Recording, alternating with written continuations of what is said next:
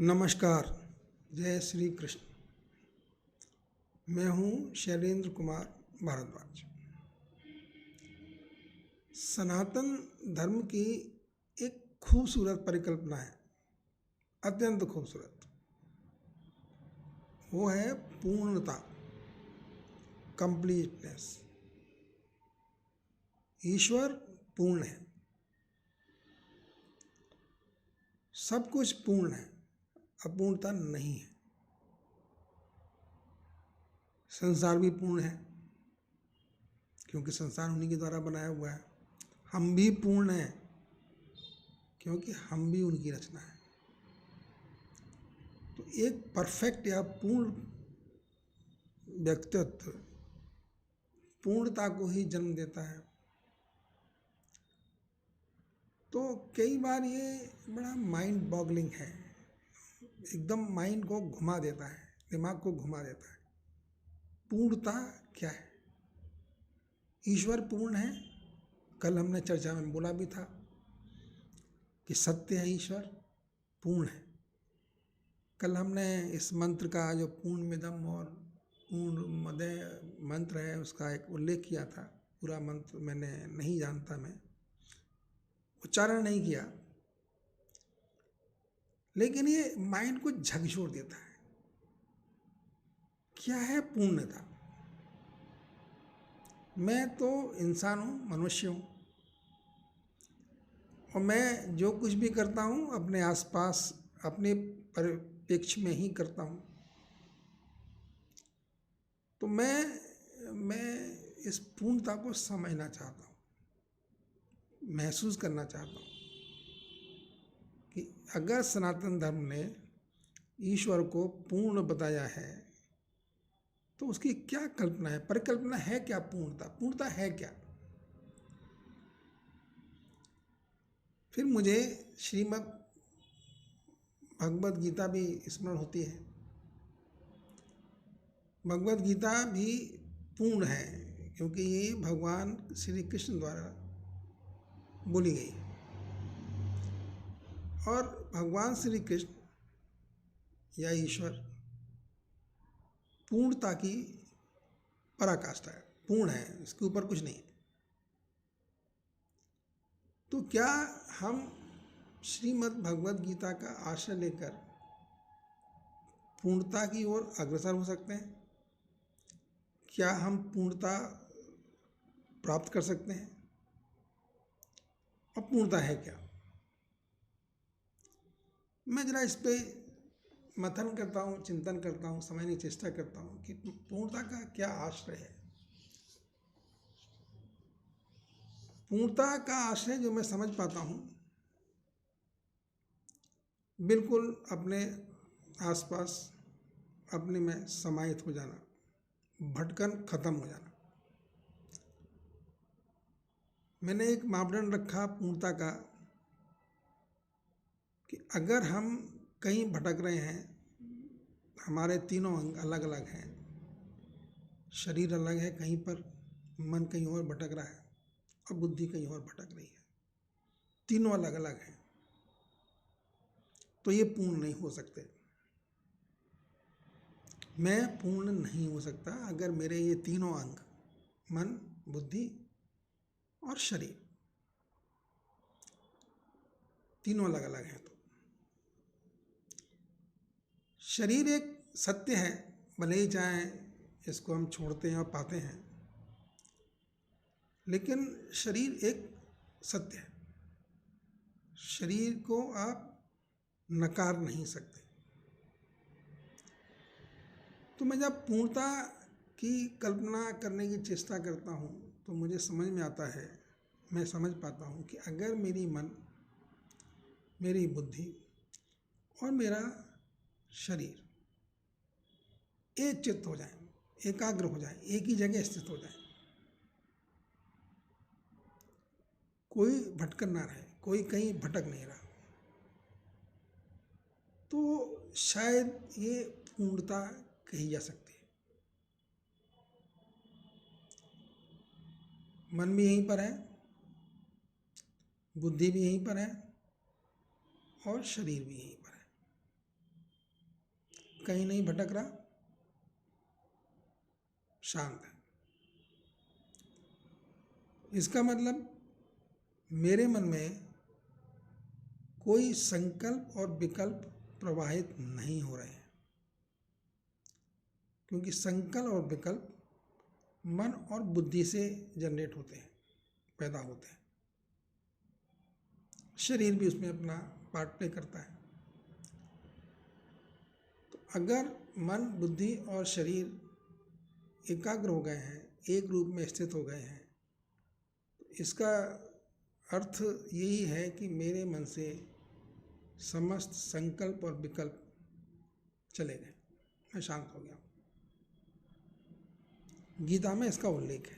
गीता कहती है कि भगवान की शरण में जब जाते हैं या हम गीता की शिक्षाओं को अपने जीवन में उतारते हैं तो हमारे मन और बुद्धि और संकल्प विकल्प से रहित हो जाता है। तो भगवद गीता क्या है? भगवद गीता हमको हमारे बारे में समझाते हुए उन समस्त साधनों का विवरण करती है जो हमको इस अवस्था तक ले जाने के लिए सहायक होते हैं। भगवद गीता में प्रकृति की बात कही गई है। प्रकृति है क्या? प्रकृति के अंग है। उन्होंने भगवद गीता का जो है वो सतोगुणी, रजोगुणी और तमोगुणी शब्द से प्रकृति को संबोधित किया है। मैं उनको थोड़ा आज के अपने हिसाब से, अपने समझ के हिसाब से कहता हूँ कि जो शरीर से हम गवर्न होते हैं, जब हमारे ऊपर शरीर की इच्छाएं और शरीर के जो अंग हैं वो लागू हो जाते हैं, शरीर की जो इंद्रियां हम पर प्रभावी होती हैं, तब हम तमोगुणी स्वरूप में स्थित होते हैं। और शरीर से ऊपर जब हम मन भी हमारे ऊपर प्ले करता है, जब शरीर और मन दोनों हमारे ऊपर प्ले करते हैं, तब हम रजोगुणी व्यक्तित्व के स्वामी बनते हैं।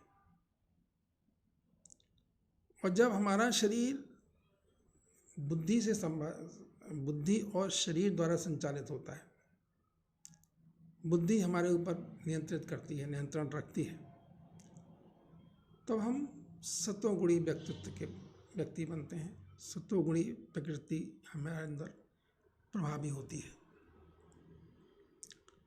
तो भगवद गीता का जो पूरा वो है, भगवद गीता जो पूरा रूप में चलती है वो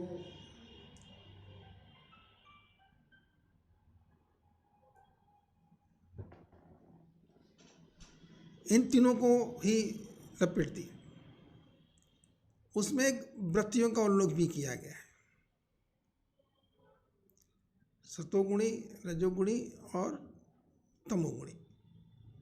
ये प्रकृति है और इनके प्रभाव के द्वारा हमारे अंदर जो वृत्तियाँ जनरेट होती हैं, हमारा जो स्वभाव बनता है।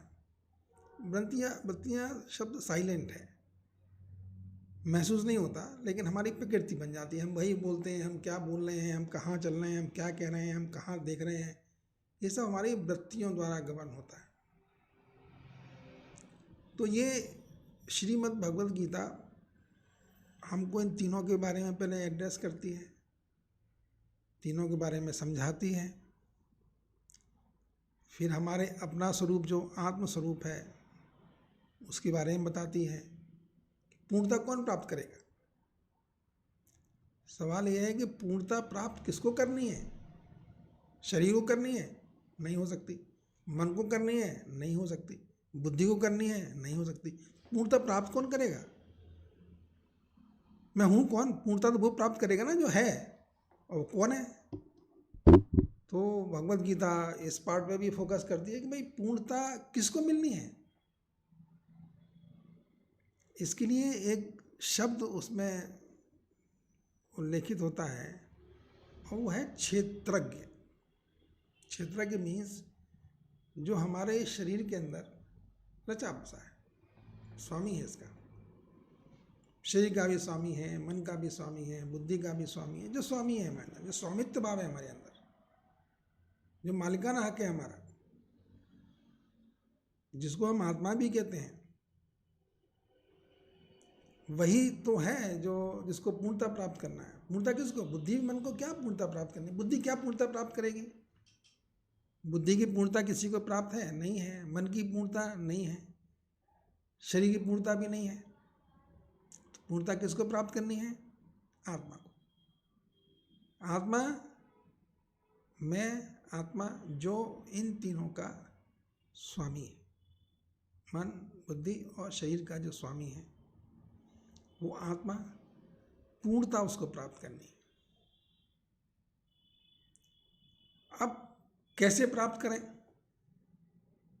पूर्णता तो प्राप्त करनी है, ये समझ में आ गया कि पूर्णता किसको होनी है। यहाँ पर एक आत्मा शब्द जो आया है, वो ये बताया गया है कि आत्मा परमात्मा का ही रूप है। आत्मा कोई परमात्मा से अलग नहीं है।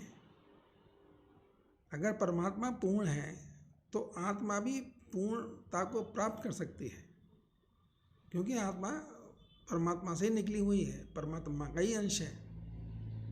लेकिन ये पूर्णता प्राप्त करने के लिए जो हमने प्रारंभ में कहा कि हमारे मन कहीं घूमते हैं, हमारी बुद्धि कहीं कुछ विचार करती है और हमारा शरीर कुछ और चाहता है, ये तीनों अलग अलग दिशाओं में दौड़ रहे हैं, भटक रहे हैं। और जब ये तीनों भटक रहे हैं तो आत्मा तो इन तीनों के अधीन हो रही है, इन तीनों से जुड़ बनी हुई है, तो आत्मा तो अपूर्ण रहेगी, क्योंकि भटकन का मतलब अपूर्णता। हम तभी तक इस संसार में भटकेंगे जब तक हम अपूर्ण हैं।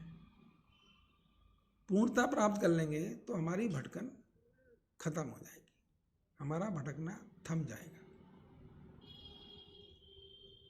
और भटकने का मतलब शरीर से भटकना नहीं है। भटकने से अभिप्राय है कि हमारा मन भी नहीं भटक रहा है, स्थिर हो गया है, और हमारा बुद्धि भी विचलित नहीं हो रही है, शांत बैठी है। और जब ये दोनों शांत बैठे होते हैं तो शरीर तो शांत हो ही जाता है। शरीर इन तीनों के नीचे काम करता है। तो जब ये तीनों बिल्कुल शांत अवस्था प्राप्त कर लेते हैं, इनकी भटकन खत्म हो जाती है, यही पूर्णता को दिखलाती है। गीता में इसको एक शब्द दिया गया है, आत्म साक्षात्कार, मतलब स्थित प्रज्ञ व्यक्ति, स्थित प्रज्ञ। भगवान से पूछते भी हैं अर्जुन जी कि स्थिर प्रज्ञ क्या होता है। तो जो कुछ मैंने अभी बोला, जो समझा, मोटा मोटा वही है स्थित प्रज्ञ होना, कि जब हमारी मन, बुद्धि और शरीर सब एकाग्रचित हो जाते हैं, स्थिर हो जाते हैं, इनकी भटकन खत्म हो जाती है, तो हम स्थित प्रज्ञ हो जाते हैं। भाई हमें सुख और दुख कब होते हैं? सुख और दुख की परिभाषा कौन देता है कि सुख है, दुख है? सफलता असफलता में कौन बताते हैं? बुद्धि बताती है सफलता है असफलता है। हम बुद्धि से मापदंड स्थित कर देते हैं, ये मिल गया तो सफलता, ये नहीं मिला तो असफलता। ऐसे ही मन कुछ चाहता है, मन की वो चाहना पूरी हो गई तो हम प्रसन्न हो गए, मन की चाहना पूरी नहीं हुई तो हम अप्रसन्न हो गए। एक अहंकार शब्द भी आ जाता है जो मैं तत्व को भूषित करता है। तो सब मिला के स्थिति प्रज्ञ वाली जो कंसेप्ट है भगवद गीता में जो कही गई है, वो मेरे विचार से पूर्णता को ही रिप्रेजेंट करती है। जब हम स्थित प्रज्ञ अवस्था को प्राप्त कर लेते हैं, जो भगवद गीता में उल्लेखित किया गया है, तो हम पूर्णता को प्राप्त कर लेते हैं। इसलिए मेरा मानना है, मेरा मत है कि भगवद गीता हमको पूर्णता की ओर ले जाती है। अब यहाँ पर एक और शब्द मैं एंटर करना चाहूँगा, बोलना चाहूँगा कि हमको पूर्णता के बारे में वही बता सकता है जिसने पूर्णता को अनुभव किया है, जिसने पूर्णता का बोध किया है, और जो खुद पूर्ण है। हम संसारी प्राणी तो अपूर्ण ही हैं, इसलिए हम क्या बताएंगे। लेकिन भगवान कृष्ण के बारे में पूर्ण मतलब बोला गया है, जो पूर्ण है। भगवान कृष्ण पूर्ण है, नारायण पूर्ण है, ईश्वर पूर्ण है। तो जब हम इनके संसर्ग में बैठते हैं, इनके पास बैठते हैं तो हम पूर्णता पाने के हकदार बन जाते हैं, पूर्णता के मार्ग पर चल पड़ते हैं। कोई पूर्ण व्यक्तित्व अगर हमको दिशा निर्देश नहीं दे रहा है, हमको रास्ता नहीं बता रहा है, तो हम पूर्णता कैसे हासिल कर सकते हैं? नहीं कर सकते। तो ये अति आवश्यक है कि हम किसी भी ऐसे व्यक्तित्व का सहारा लें जो पूर्णता तक पहुंच चुका है। और इसलिए सनातन धर्म ने जो देवताओं के नाम दिए गए, भगवान कृष्ण के नाम दिए गए, भगवान कृष्ण को दिया, राम जी को दिया, भगवान शिव को दिया, ये सब वो व्यक्तित्व हैं जो हैं। व्यक्तित्व इसलिए कर रहा हूँ कि अभी हैं, ऐसा नहीं है कि नहीं है। आप इनकी उपस्थिति को नकार नहीं सकते, ये उपस्थित हैं। अरे ये तो हमारी अज्ञानता है कि हम उनको देख नहीं पाते, उनको समझ नहीं पाते। उनका क्या कसूर, इसमें उनका क्या दोष है? हमारी आंखें बंद करने से किसी चीज़ की एग्जिस्टेंस खत्म नहीं हो जाती है।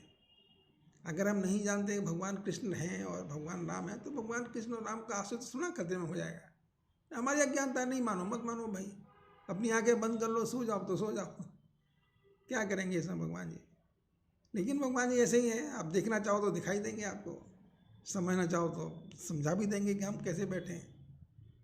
तो भगवान कृष्ण हैं, नारायण हैं, ये पूर्ण व्यक्तित्व हैं, ये हैं। क्योंकि हम व्यक्तित्व हैं तो वो भी व्यक्तित्व ही हैं, हम उनसे ही आए हैं, हम उन्हीं के अंश हैं।